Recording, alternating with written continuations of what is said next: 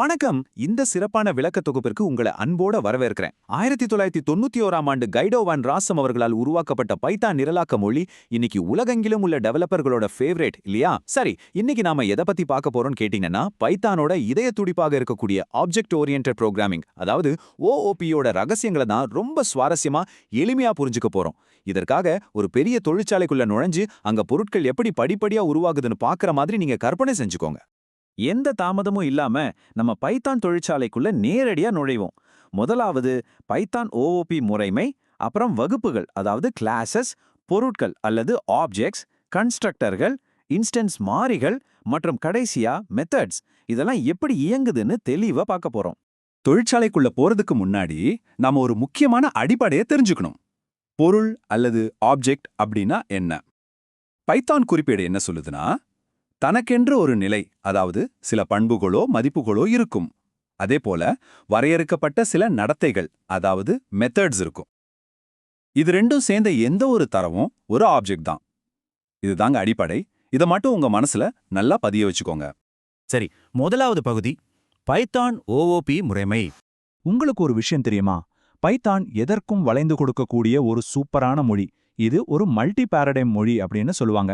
அதாவது ப்ரொசீஜரல் முறையிலையும் கோட் எழுதலாம், ஃபங்க்ஷனல் முறையிலையும் நாம நிரல் எழுத முடியும். ஆனா பெரிய அளவிலான சாஃப்ட்வேர்களை உருவாக்கும் போது உலகெங்கும் உள்ள டெவலப்பர்கள் அதிகமா பயன்படுத்துறது இந்த ஆப்ஜெக்ட் ஓரியன்டட் சிஸ்டமை தான். இன்னைக்கு நம்ம முழு கவனமும் இந்த சிஸ்டமை எப்படி மாஸ்டர் பண்றது அப்படிங்கறதுல தான் இருக்க போகுது. அடுத்ததா நம்ம பார்க்க போற ரெண்டாவது பகுதி வகுப்புகள், அதாவது பொருட்களின் வார்ப்புருக்கள். நம்ம தொழிற்சாலை உதாரணத்தை எடுத்துக்கிட்டோம்னா, ஒரு பொருளை உருவாக்குறதுக்கு முன்னாடி அதுக்கான ஒரு வரைபடம் அல்லது வார்ப்புரு தேவை இல்லையா? அதுக்கு பேர் தான் கிளாஸஸ். பைத்தான் டாக்குமெண்டேஷன்ல இதை பத்தி ரொம்ப அழகா சொல்லியிருக்காங்க. ஒரு கிளாஸ் என்பது பயனர் வரையறுக்கும் பொருட்களை உருவாக்குவதற்கான ஒரு வார்ப்புரு.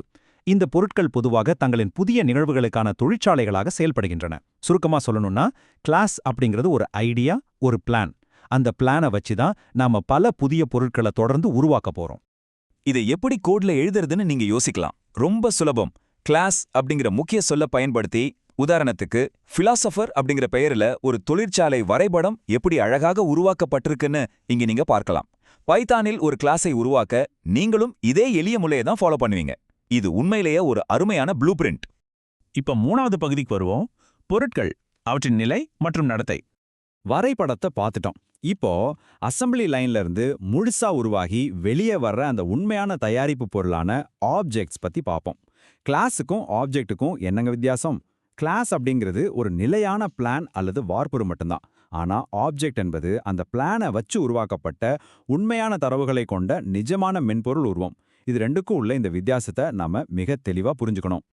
அடுத்து பகுதி 4, கன்ஸ்ட்ரக்டர்கள், ஒரு பொருளை கட்டமைக்கும் முறை. பிளான் ரெடி, பொருளும் ரெடி. ஆனா பைத்தான் பின்னணியில அந்த பொருளை எப்படி நிஜத்துல உருவாக்குது? இதை ஒரு ரொம்ப பெரிய டெக்னிக்கல் விஷயமா நினைக்க வேணாம். ஒரு சிம்பிளான 2 கட்ட அசெம்பிளி லைன் மாதிரி கற்பனை பண்ணிக்கோங்க. முதல்ல நியூ அப்படிங்கிற மெத்தட் ஒரு பொருளுக்கான வெறும் கூட்டம் உருவாக்குது. அதுக்கப்புறம் உடனே உருவாக்கப்பட்ட அந்த பொருளுக்கு இனிட் அப்படிங்கிற மெத்தட் அழைக்கப்பட்டு அதோட ஆரம்ப நிலை தனிப்பயனாக்கப்படுது. அதாவது ஒரு உருவத்தை கொடுத்து அதுக்கு தேவையான டேட்டாவை நிரப்புற வேலை தான் இது. எவ்வளவு சிம்பிளா இருக்குல்ல? 5வது பகுதி இன்ஸ்டன்ஸ் மாறிகள், தரவுகளை சேமித்தல். இப்போ நாம உருவாக்குன பொருள் சூப்பரா தயாரா இருக்கு. ஆனா அது தனக்கான தனித்துவமான டேட்டாவை எப்படி தன்னுள் சேமிச்சு வைக்குது? இதத்தான் அதோட நிலை அல்லது ஸ்டேட் அப்படின்னு சொல்லுவாங்க. பைத்தானை பொறுத்தவரை ஒவ்வொரு பொருளோட நிலையும் பொதுவாக ஒரு டிக்ஷனரி பெயர்வெளியில தான் சேமிக்கப்படுது. இத __dict___ அப்படின்னு சொல்லுவாங்க. நீங்க ஒரு பொருளோட பண்பை தேடும்போது பைத்தான் முதல் வேலையா தேடுற இடம் இந்த டிக்ஷனரி தான். இது ரொம்பவே வேகமான எளிய முறை. இங்க உங்களுக்காகவே மூல ஆவணத்திலிருந்து ஒரு முக்கியமான ரகசிய குறிப்பு. ஸ்லாட்ஸ் அப்படிங்கிற கான்செப்டை பத்தி கேள்விப்பட்டிருக்கீங்களா?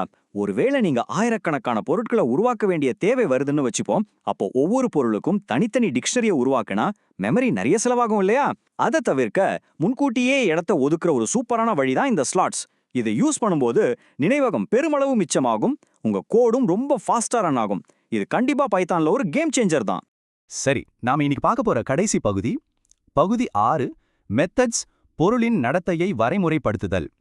டேட்டாவை எப்படி ஸ்டோர் பண்றதுன்னு பார்த்தாச்சு. அடுத்ததா இந்த பொருள்களுக்கு ஆக்ஷன்ஸ், அதாவது செயல்களையும் நடத்தைகளையும் எப்படி கொடுக்கறது, அதுக்கு நாம பயன்படுத்துறது தான் மெத்தட்ஸ். பைத்தான் குறிப்பேடு இதை ரொம்ப ரொம்ப எளிமையா சொல்லுது. ஒரு வகுப்பின் உடற்பகுதிக்குள் வரையறுக்கப்படும் ஒரு சார்பு, அதாவது ஃபங்க்ஷன். ஆமாங்க, ஒரு கிளாஸுக்குள்ள எழுதப்படுற ஃபங்க்ஷன்கள் அந்த குறிப்பிட்ட கிளாஸால் உருவாக்கப்பட்ட பொருட்களின் மீது செயற்படுவதற்காகவே ஸ்பெஷலா டிசைன் செய்யப்பட்டிருக்கு.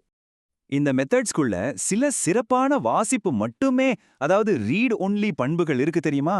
Double self, double funk, double talk, double name மற்றும் டபுள் மாடியூல் அப்படின்னு ஒரு லிஸ்டே இருக்கு. ஆனா இதுல எல்லாத்தையும் விட டாப் ஹீரோ யாருன்னா அந்த டபுள் செல்ஃப் தான். ஏன்னா இது நீங்க உருவாக்குன அந்த குறிப்பிட்ட கிளாஸின் பொருளையே நேரடியாக குறிக்குது. அதனால தான் இது ரொம்ப ரொம்ப முக்கியம்.